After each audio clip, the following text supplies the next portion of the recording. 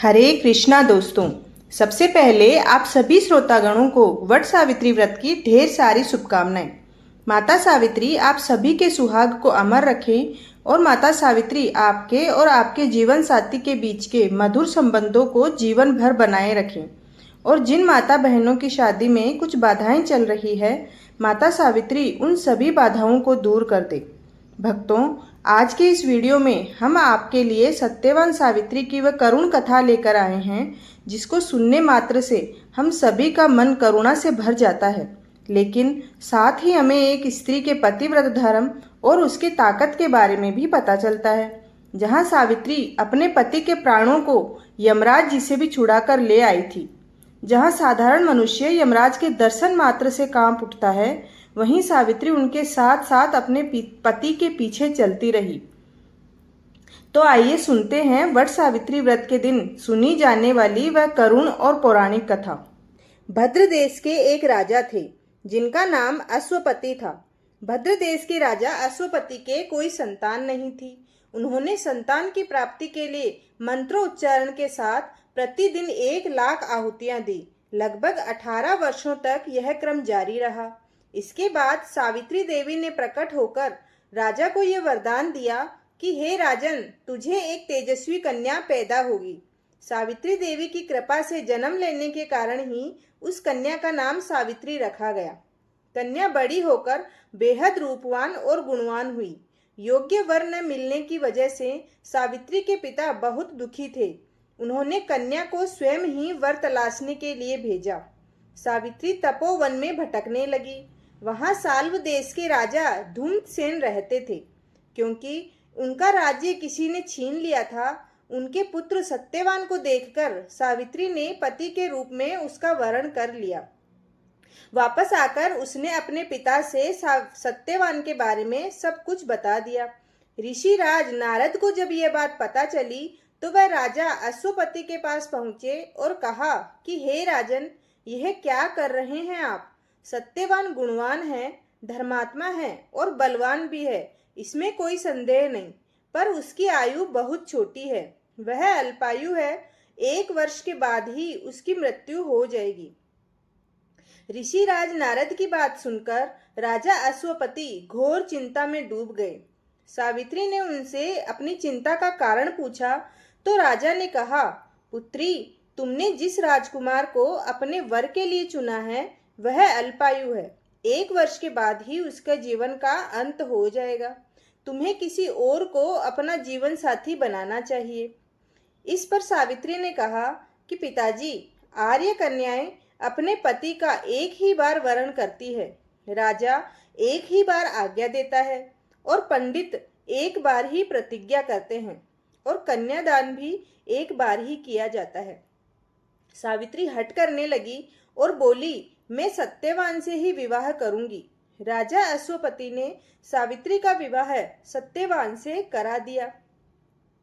सावित्री अपने ससुराल पहुंचते ही सास ससुर की सेवा करने लगी। समय बीतता चला गया। नारद मुनि ने सावित्री को पहले ही सत्यवान की मृत्यु के दिन के बारे में बता दिया था। वह दिन जैसे जैसे करीब आने लगा, सावित्री अधीर होने लगी। उन्होंने 3 दिन पहले से ही उपवास शुरू कर दिया। नारद मुनि द्वारा कथित निश्चित तिथि पर पितरों का पूजन किया। हर दिन की तरह सत्यवान उस दिन भी लकड़ी काटने जंगल चले गए। साथ में सावित्री भी गई। जंगल में पहुंचकर सत्यवान लकड़ी काटने के लिए एक पेड़ पर चढ़ गए। तभी उसके सिर में तेज दर्द होने लगा। दर्द से व्याकुल सत्यवान पेड़ से नीचे उतर गए। सावित्री अपना भविष्य समझ गई।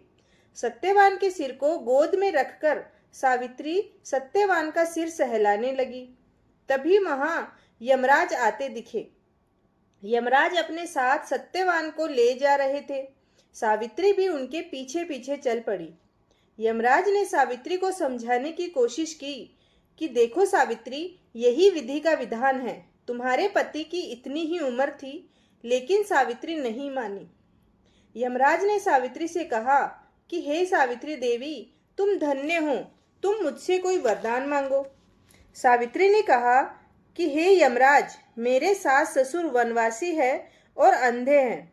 उन्हें आप दिव्य ज्योति प्रदान करें। यमराज ने कहा, ऐसा ही होगा, जाओ अब लौट जाओ। लेकिन सावित्री अपने पति सत्यवान के पीछे पीछे चलती रही। यमराज ने कहा, देवी तुम वापस जाओ। सावित्री ने कहा, भगवान मुझे अपने पति देव के पीछे पीछे चलने में कोई परेशानी नहीं है, मुझे कोई आपत्ति नहीं है। पति के पीछे चलना मेरा कर्तव्य है, मैं अपने कर्तव्य का निर्वहन कर रही हूँ। यह सुनकर यमराज ने फिर से उसे एक और वर मांगने के लिए कहा। सावित्री बोली, हमारे ससुर जी का राज्य छिन गया है प्रभु, उन्हें वह राज्य वापस लौटा दें। यमराज ने सावित्री को यह वरदान भी दे दिया और कहा, अब तुम लौट जाओ। लेकिन सावित्री पीछे पीछे चलती रही। यमराज ने सावित्री को तीसरा वरदान मांगने को कहा। इस पर सावित्री ने 100 संतानों और सौभाग्य का वरदान मांगा। यमराज ने इसका वरदान भी सावित्री को दे दिया। सावित्री ने यमराज से कहा कि प्रभु मैं एक पतिव्रता पत्नी हूँ और आपने मुझे पुत्रवती होने का आशीर्वाद दिया है। यह सुनकर यमराज को अपने दिए हुए वरदान की लाज रखने के लिए सत्यवान के प्राण छोड़ने पड़े। यमराज अंतर्ध्यान हो गए और सावित्री उसी वट वृक्ष के पास आ गई जहां उसके पति का मृत शरीर पड़ा था। सत्यवान जीवित हो गया और दोनों खुशी खुशी अपने राज्य की ओर चल पड़े। दोनों जब घर पहुंचे तो देखा कि माता पिता को दिव्य ज्योति प्राप्त हो गई है। इस प्रकार सावित्री सत्यवान चिरकाल तक राज्य सुख भोगते रहे। अतः पतिव्रता सावित्री के अनुरूप ही प्रथम अपने सास ससुर का उचित पूजन करने के साथ ही अन्य विधियों को प्रारंभ करें।